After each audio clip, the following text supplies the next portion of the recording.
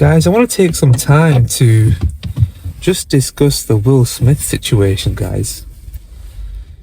He's just been getting knocked for six, like, one blow at a time, innit?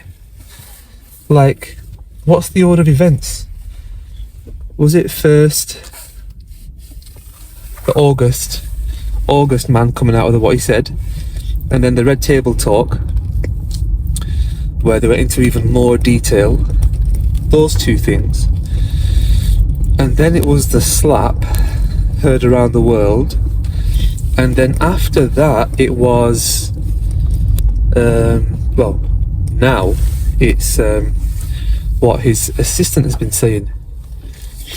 Have you guys heard what his assistant has been saying? Well, I think if you're watching this video, then you've heard what his assistant has said. If you haven't heard the news from his assistant, here it comes, in very gentle wording. Basically, he has been having a romantic entanglement. Oh, it's brilliant. I can actually use that word back from Mr. Smith this time.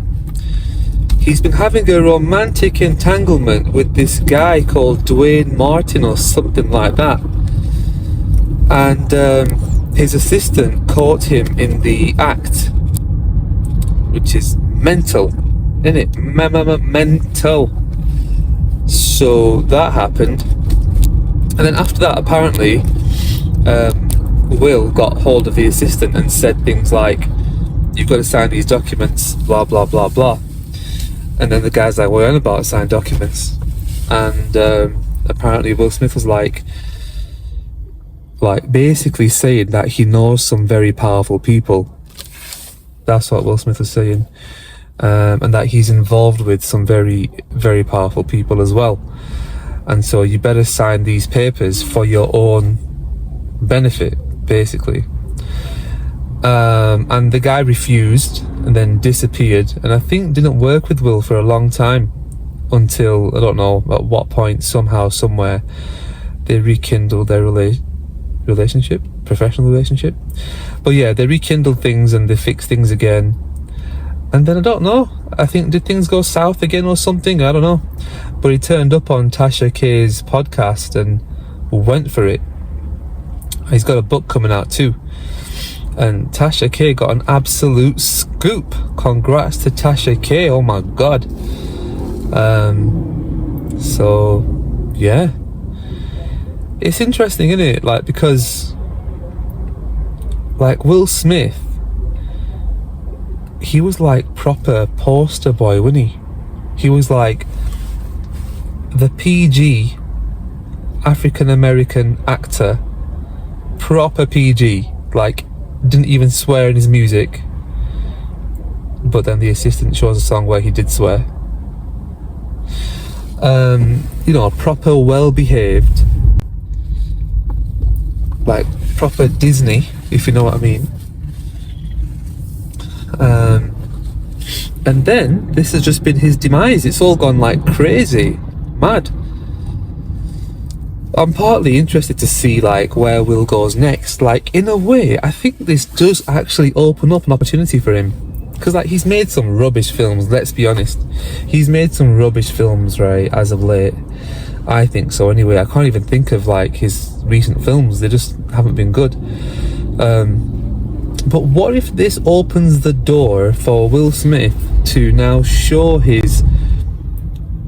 show a tarnished side, if you know what I mean? What if he goes for rough, like we see a rough Will Smith now? You know what I mean? Like, what if he goes for gangster films?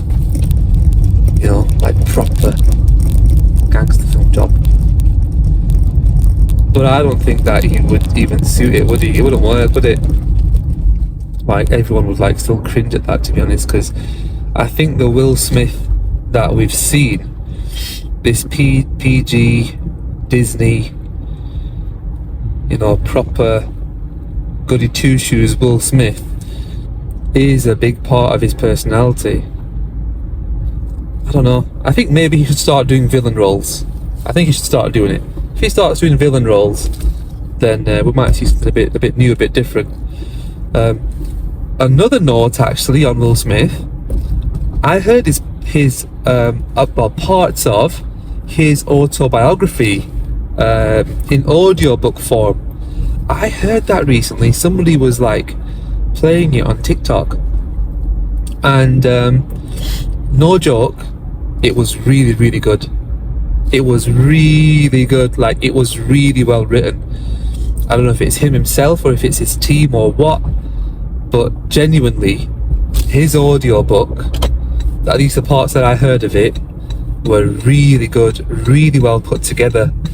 When he tells the story of how, I think it was it Benny Medina? I think it was Benny Medina. I'm not sure now. But when he tells the part of where he went to like this party or this like event, and the next thing he knows, he's getting auditioned for Fresh Prince. Guys, that bit is just crazy good, and like there's just lots of it.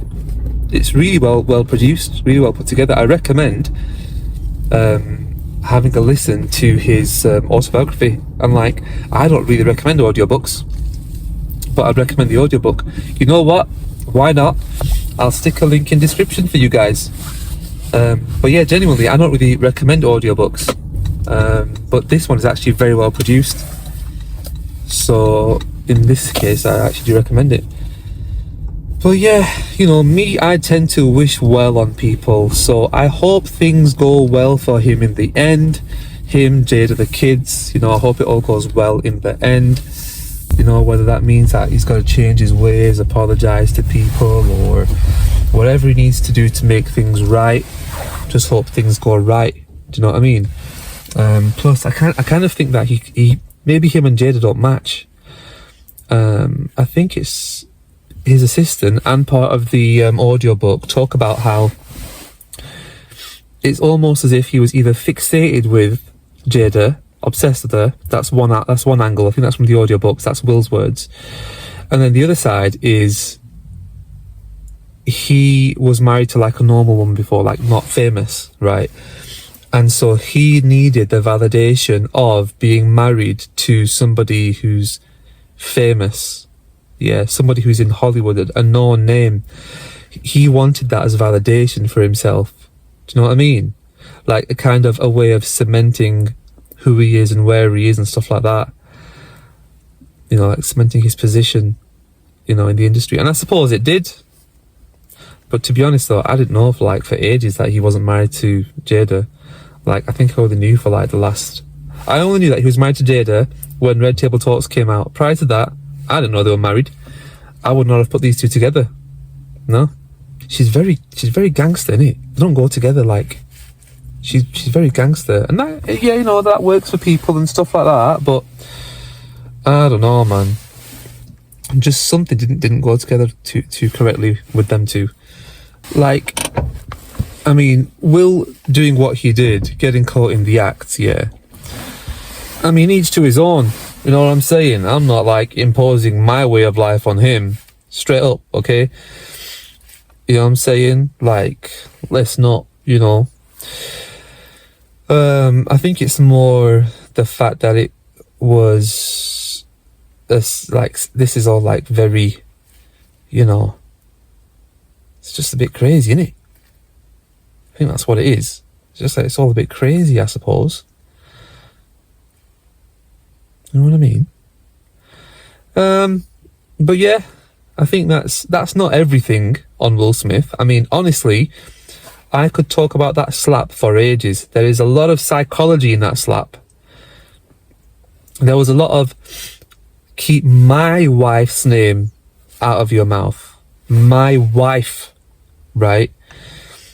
It was as if it was an attack on him. He was protecting himself, and it was more by insulting my wife, you are insulting me, and that's what's hurting me. Do you get it? Or I should feel like I have been insulted. Maybe that was the cue he got from the look that Jada gave, that magical look, which sent him into a rage. You know what I mean? But anyway, that's like literally one part of it. He wouldn't have hit a lot of people. It had to have been Chris Rock. There's a very small list of people who he would have hit, and unfortunately Chris is on that list. There's a lot of people who he would not have hit for sure. And what breaks my heart is that it happened on that Oscars. That Oscars, yeah? The one that was produced by African Americans in Hollywood, yeah? And I'm like, you know, you took some of the shine away from that, took the spotlight, ruined your own award ceremony, and honestly, that slap, I could talk about it for a while. Maybe I'll talk about it more. But anyway, guys, thanks for watching this video, and I will catch you guys in the next one. Hit subscribe, hit like, hit share. This has been a little chat about Will Smith. See you later.